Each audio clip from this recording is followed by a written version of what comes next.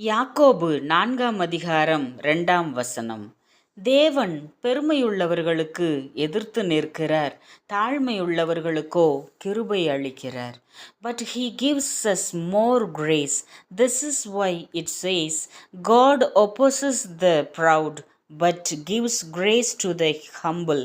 கிறிஸ்துவுக்குள் பிரியமானவர்களே, தாழ்மையுள்ளவர்களுக்கு கிருபை என்ற தலைப்பின் கீழாக நம்முடைய தியானம்.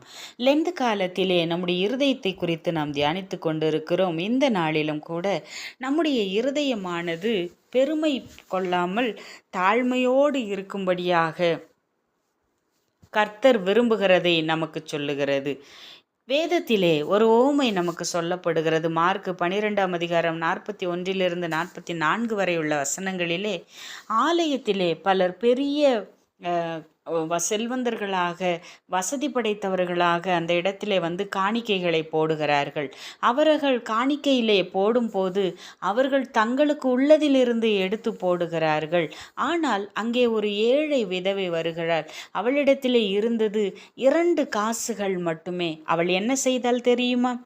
தன்னை வறுமையாக காட்டிக்கொள்ளவில்லை, தன்னை மற்றவர்களோடு ஒப்பிடவில்லை, தன்னால் முடியவில்லை என்று கவலைப்படவில்லை.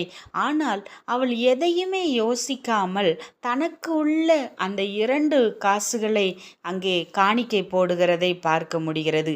இது போதுமா என்று கூட அவள் யோசிக்கவில்லை. தனக்கு அடுத்த வேளைக்கு வேண்டும் என்றும் அவள் யோசிக்கவில்லை.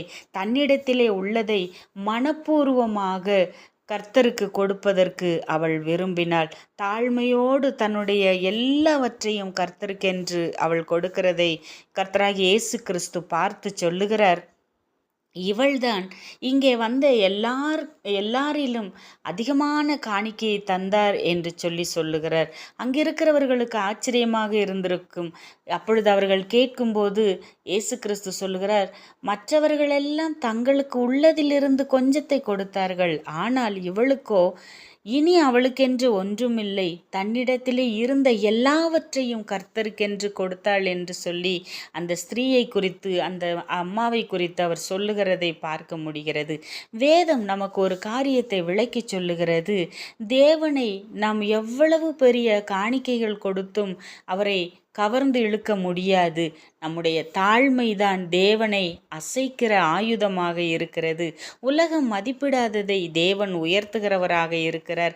ஆகவேதான் 1 சாமுவேல் 16:7 மனுஷன் பார்க்கிறது போல நான் பார்க்கிறதில்லை, மனுஷன் முகத்தை பார்க்கிறான், கர்த்தராகிய நானோ இருதயத்தை பார்க்கிறேன் என்று சொல்லி தாழ்மை உள்ளவர்களுக்கு கர்த்தர் கிருபை